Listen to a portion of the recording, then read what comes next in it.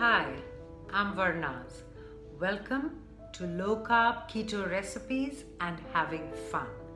Today I'm going to show you a recipe that's like literally a 2-minute recipe and you won't believe what you see. Keto, low carb, French fries. We've all died to eat French fries when we are on a keto and low carb diet, but don't know how to.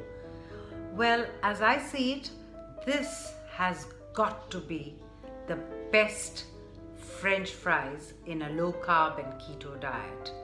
So it's really quick. It's a strange vegetable which I'm going to show you, but if it's available in your country, it would be wonderful. You'll never miss French fries again. So let's get cooking. So this is the vegetable I'm talking about. This is what is going to make French fries for you. It's called a celeriac root and it's available in a few countries. In fact, I've carried it from another country to my own. So all you have to do